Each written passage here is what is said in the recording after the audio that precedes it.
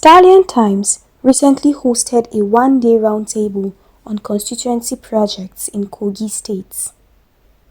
The roundtable had key stakeholders from across government, civil society, religious organizations, and the Kogi State media, who gathered to engage in a vital dialogue aimed at enhancing the implementation of constituency projects in the state.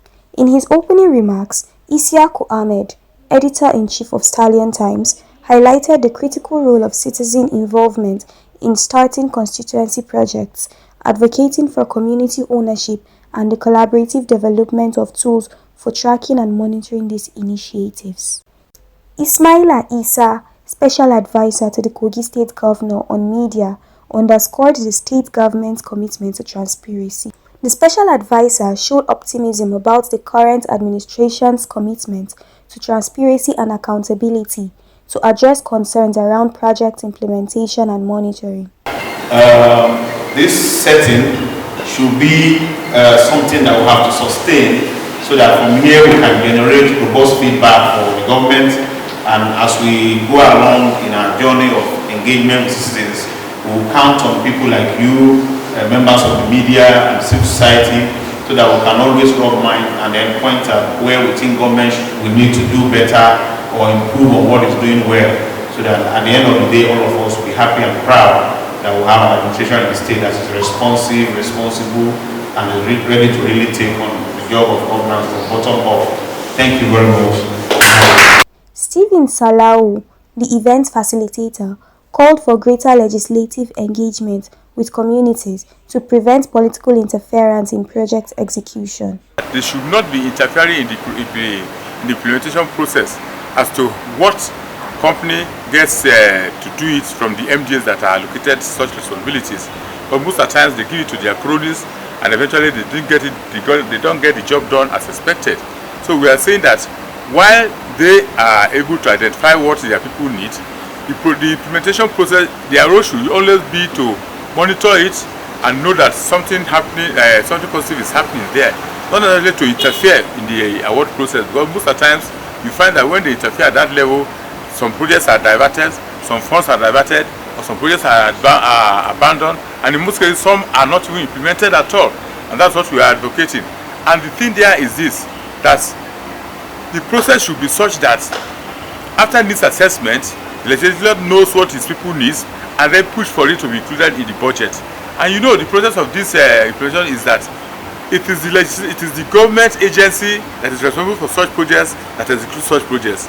But it should not be a situation whereby a project has been put in the budget and then you just get it to a crony for implementation and so on and so forth, and at the end of the day you guys see that they get a usually job done and then people don't get value for money.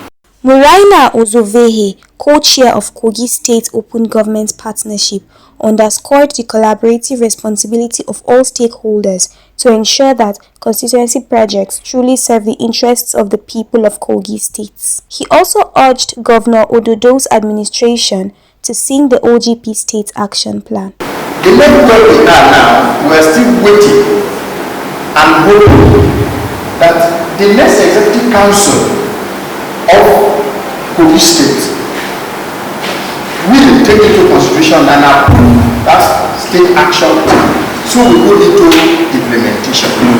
Our secretariat space has been allocated, but yet not renovated. It's still a place where you can't have a seat to sit or any form of documentation for now.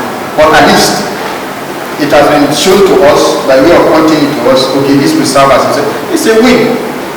Or however, with engagements of this nature and having people from the government side listening to us, seeing what it ought to be, will push on our behalf so that the people whom we hold power in trust for will be happy that those who are holding power in trust are doing what we ask them to do, what we love them to do. Other stakeholders spoke on their roles in ensuring Duty Bearers Act in the best interest of the people, urging for more thorough needs assessments before project implementation.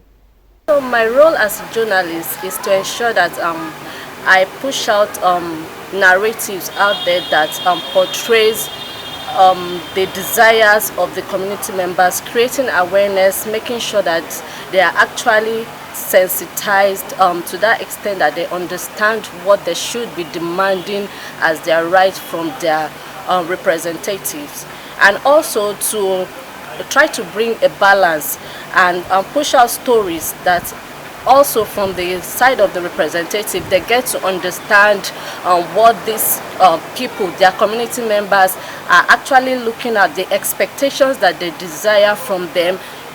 Strike a balance to make sure that things work according to how it's expected to be. There's always a need assessment that needs to be done. If need assessment is done, and everyone knows the need of the people, the need of the citizen, I think it makes life easy, and achieving results will be very easy.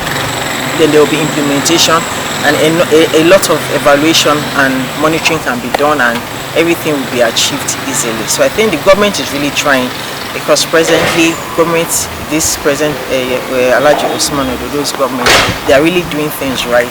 When you look at our budget, it's reflecting on what there's always a citizen engagement to know what the people need, and they are making provisions for everything to be done right. The roundtable ended with a communique signed by stakeholders on the need for greater transparency, citizen engagement, and accountability in constituency projects.